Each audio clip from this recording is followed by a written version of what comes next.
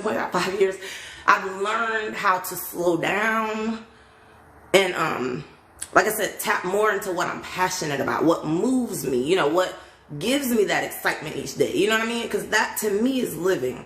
I feel like I spent so many years, like I said, in corporate America doing something that I felt like I had to do to keep up, which I'm sure some of you can probably relate to that. You know, and I'm talking to my son now more than ever. He's 22, getting out there in the real world. He's got his bachelor's, but he's seeing too. You're trying to knock down these doors for an interview when, you know, I'm praying that he can do his own thing, you know, but it's scary. It's like he'll need money and, you know, it's just really hard to just jump out there and do, you know, all the things you want to do right off the rip. You know, you got to build, you got to grow, you got to evolve, and it's just a process, you know. But I think in the meantime, we should also be enjoying life, right? We need to enjoy the simple things in life. And I think that the reason I say the simple things is because I think some of the mental health stuff comes from wanting things that are out of our reach, coveting things, looking at other people's lives, and assuming they're happy because they have those things. In turn, I'll probably be a lot happier, right? And that's just not how... It's just not healthy, you know. It's just call me Missy. I love you too. You're so sweet. You know, it's just not healthy. That's the word I'll use, because you can do all that, you know. But me and my brother were just talking about that this morning. As you can tell, me and my brother, we exercise each other's brains. I love my siblings. We have the most amazing conversations, but we stretch each other, we challenge each other, and we were talking about that this morning, like living outside of your means.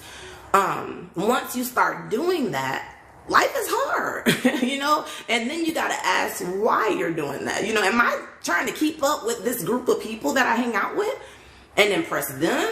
Because if you're stressing every day and like robbing Peter to pay Paul and nothing's changing because you can't get another job or something, it's like sometimes we create these situations. You know, my brother and I was telling him that, I said, I know sometimes we can't help it, right? There are circumstances and situations, right?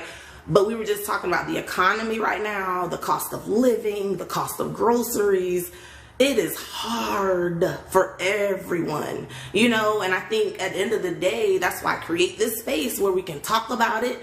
How many of you are going to group therapy sessions, right? How many of you are actually going to therapy once a week or every 2 weeks or once a month, right? How many of you are going to a psychiatrist? I'm not saying I'm any of those things, but what I'm saying is we don't talk about these things because, first of all, we're moving so fast and we're just not connecting anymore. You know, I think when you look at social media, like I said, and we admire certain people for their success, we don't know all the things they had to do to get there. You know, I always talk about the duck, you know, or the swan, you know, that's just kind of gliding across the water, beautiful, just hanging out, man, underneath, little feet going 90 miles per hour, right?